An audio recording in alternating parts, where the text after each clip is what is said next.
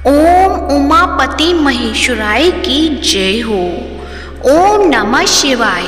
हर हर महादेव। प्रिय भक्तजनों, आप सभी का दिन शुभ और मंगलमय हो और भगवान भोलेनाथ आप सभी पर अपनी कृपा बरसाते रहें। आज की इस वीडियो में आप सुनेंगे शिव महापुराण का महात्म अध्याय 4, जिसमें आपको सुनने को मिलेगा चंचुला की शिव कथा सुनने में रुचि और शिवलोक गमन।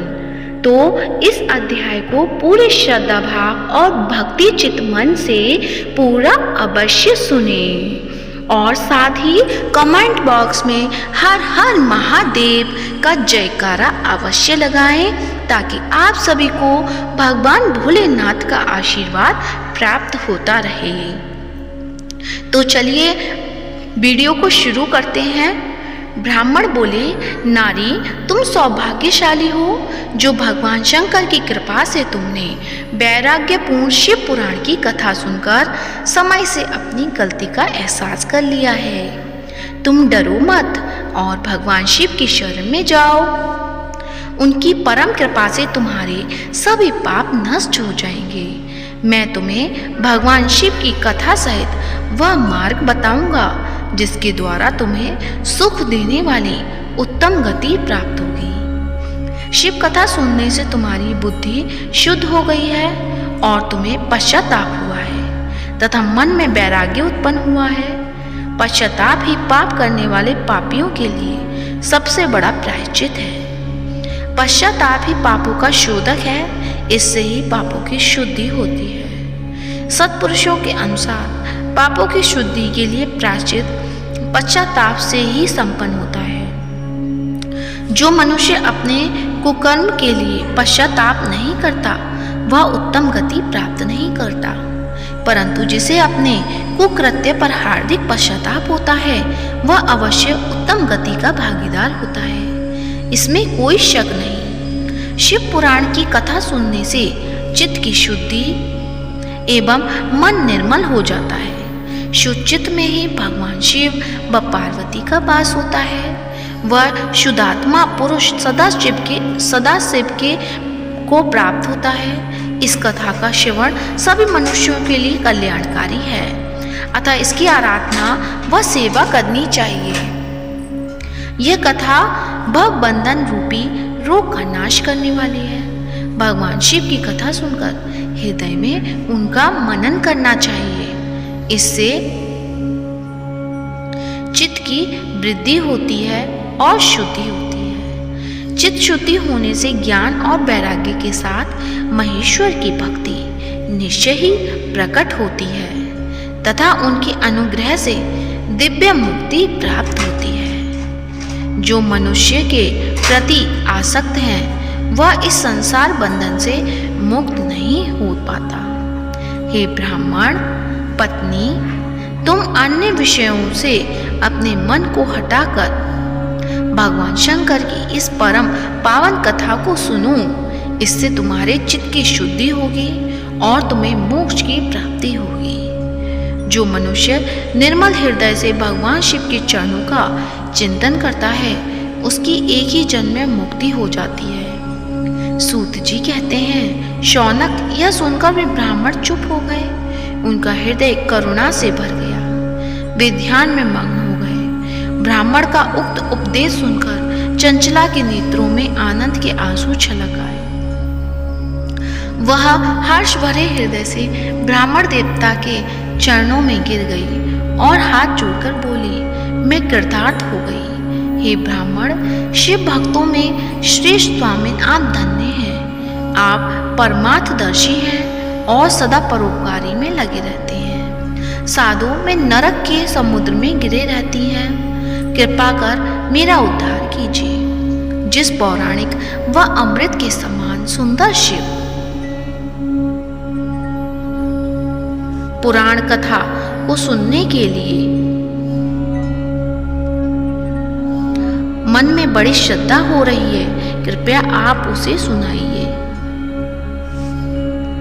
सूत जी कहते हैं, शिव पुराण की कथा सुनने की इच्छा मन में लिए हुए चंचुला उस ब्राह्मण देवता की सेवा में वहीं रहने लगी।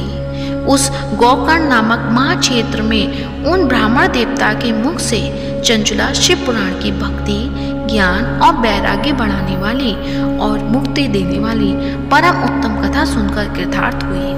उनका चित्त शुद्ध हो गया। वह अपने हृदय में शिव के सगुण रूप का चिंतन करने लगी। वह सदैव शिव के सच्चिदानंद स्वरूप का स्मरण करती थी। तत्पश्चात अपना समय पूर्ण होने पर चंचुला ने बिना किसी कष्ट के अपना शरीर त्याग दिया। उसे लेने के लिए एक दिव्य विमान वहां पहुंचा। वह विमान शोभा साधनों से सजा था एवं शिव गणों से सुशोभित था। चंचुला विमान से शिवपुरी पहुंची। उसके सारे पाप धुल गए। वह दिव्यांगना हो गई। वह गौरांगी देवी मस्तक पर अर्धचंद्र का मुकुट व अन्य दिव्य आभूषण पहने शिवपुरी पहुंची। वहां उसने सनातन देवता त्रिनेत्रधारी महादेव शिव को देखा। सभी देवता उनकी सेवा में भक्ति भाव से उपस्थित थे। उनकी अंग कांति करोड़ों सूर्य के समान प्रकाशित हो रही थी। 5 मुख और हर मुख में 3-3 नेत्र थे।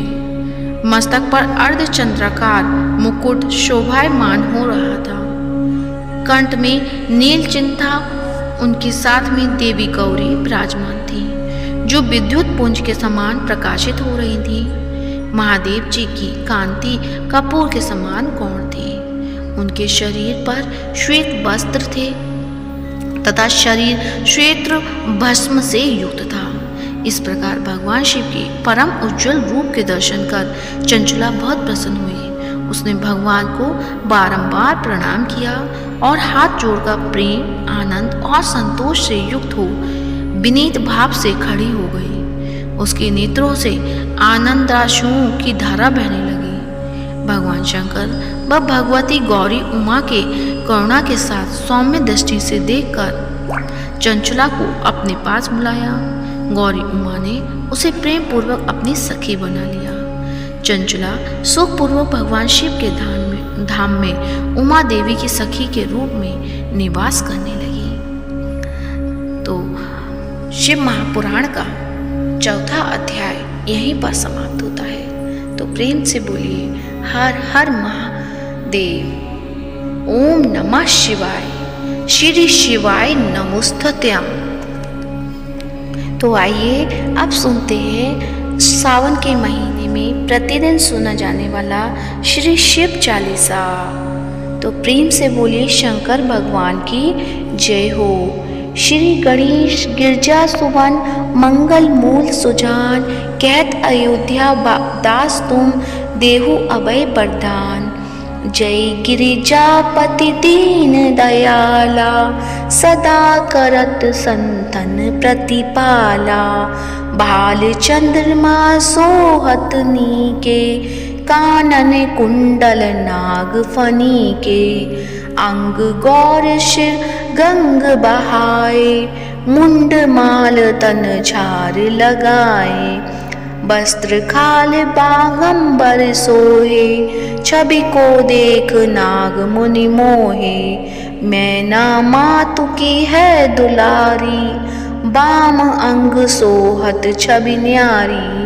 कर त्रिशूल सोहत छवि भारी, करत सदा शत्रुघ्न क्षयकारी।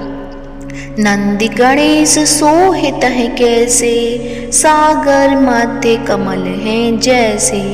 कार्तिक श्याम और गणराऊं, या छवि को कही जात न काऊं। देवन जब ही चाहे पुकारा, तब ही दुख प्रभु आप निवारा। किया उपद्रव तारक भारी, देवन सब मिले तुम ही जुहारी। तुरत षडानन आप पठायूं, लवनी नेश महमारी गिरायूं। आप जलंधर असुर सहारा, सुयस तुम्हार विदित संसारा। त्रिपुरासुर सन युद्ध मचाई, सब ही कृपा कर लीन बचाई। किया तप ही भागीरथ बारी, पूरब प्रतिज्ञा तसु पुरारी, दानिन मह तुम सम को नाही, सेवक स्तुति करत सदाही। वेद नाम महिमा तब गाई, अगत अनादि वेद नहीं पाई। प्रकट उदधि बंधन में ज्वाला, जरा सुरासुर भय हो बिरहाला। कीन दया तह करी सहाई, नीलकंठ तव नाम कहाई। पूजन रामचंद्र जब कीना, जीत के लंक विभीषण दीना। सहस कमल में हो रही धारी, कीना परीक्षा तब ही पुरारी। एक कमल प्रभु राखें जोई, कमल नयन पूजन चह सोई। कठिन भक्ति देखी प्रभु शंकर, भय प्रसन्न दिए इक्षित वर।